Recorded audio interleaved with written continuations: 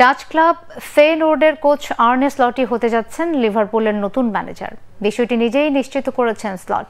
আরেক ম্যাচ পরেই লিভারপুলের দায়িত্ব ছাড়বেন ইয়র্গেন ক্লপ। গত জানুয়ারিতে ক্লাবের ইতিহাসের অন্যতম সফল কোচ ইয়র্গেন ক্লপ জানিয়ে দেন এই মৌসুমের শেষে লিভারপুলের দায়িত্ব ছাড়বেন। এরপরই জল্পনা কল্পনা ও আলোচনা শুরু হয় অল রেডদের কোচ হিসেবে কে হবেন ক্লপের উত্তরসূরি। ক্লাবের জন্য নতুন একজন দক্ষ এবং অভিজ্ঞ কোচ নিয়োগ খুব কঠিন হয়ে পড়েছিল।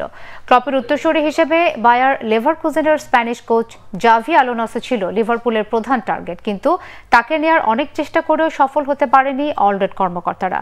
বড় অঙ্কের পারিশ্রমিকেও আলোসানো এই মুহূর্তে বায়ার ছাড়বেন না, স্পষ্ট করেই জানিয়ে দেন। এরপরে হন্য হয়ে ক্লাবের নতুন কোচের সন্ধানে নামেন লিভারপুল ম্যানেজমেন্ট। 2 সপ্তাহের মধ্যেই জার্মান কোচ ক্লাবের উত্তরসূরিও চূড়ান্ত করে ফেলেন। 45 বছরের আর্নে স্লট ফেয়নোর্ডের কোচ হিসেবে গত 3 বছরে নেদারল্যান্ডস ফুটবলে একটি প্রিমিয়ার লিগ, একটি ডাচ কাপ এবং ইউরোপা কনফারেন্স লিগের ফাইনালে দলকে তুলে এনে নজর কাড়েন।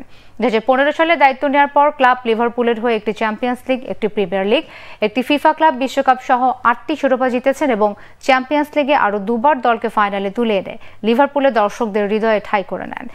এখন তার স্থানে নতুন কোচ স্লট লিভারপুল ও ইংলিশ ফুটবলের চ্যালেঞ্জ কতটুকু নিতে পারবেন তা নিয়ে সংশয়ের দেশটির ফুটবল বোদ্ধারা।